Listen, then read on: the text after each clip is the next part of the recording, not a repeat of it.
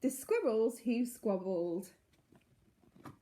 In a towering forest where summer had been, the cool air bit fresh and the moss grew green. And as autumn edged in and the sky raged red, the sleepiest creatures got ready for bed. While up in a tree swung a flightly young squirrel who everybody knew as Spontaneous Cyril. Now most foresty folk had seen to their needs through the plentiful months of mushrooms and seeds. They'd built up their stores so they'd all be well fed through the frosting winter that glittered ahead. But Cyril, he lived in the now and here. He'd adventure and parted his way through the year. So his cupboards were empty and his hollow was bare. He didn't have a mouthful of food anywhere. But wait, what's that over there? Take a look. A single lone pine cone wedged in a nook.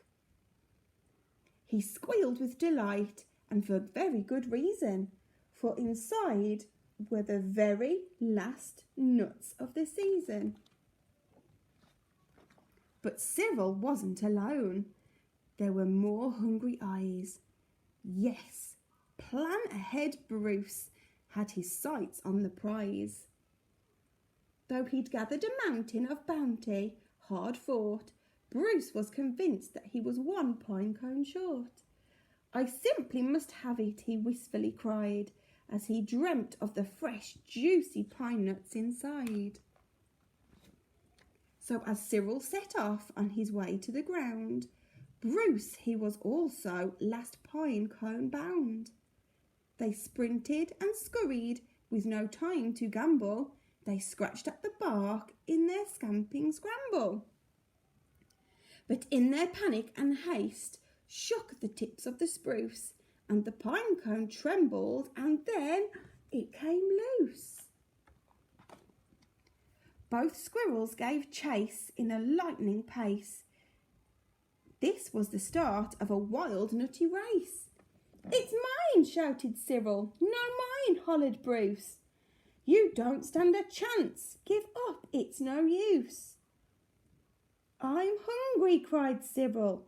"This cone is not yours." "Stay back," shouted Bruce. "This cone is for my store." It boinged over bushes and flew through the air. It binged on the nose of a slumbering bear. It bounced over boulders and then came to a stop. Then teetered and wobbled and quivered and plop. Both squirrels followed. Oh, the water was fast. Would they learn that they needed each other at last? But each was intent on how he could win, so they didn't quite notice a bird swooping in. Cyril and Bruce, they watched in dismay as their cone disappeared up and away. "Come back," shouted Cyril. "They've got our nuts," exclaimed Bruce. But all hope was gone. It was simply no use. And meanwhile they drifted right up to the ledge. Greed it was driving them over the edge. Cyril and Bruce, they had taken a fall. They were paying the price for wanting it all. They squandered their chances to team up and share.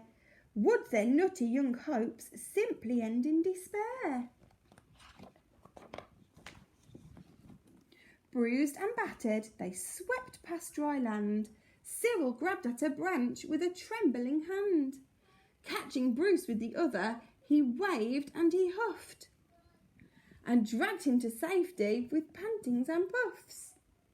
They stared at the sky, quite lost in deep thought, until Bruce looked at Cyril and let out a snort. "How silly are we," he proclaimed, all of a giggle.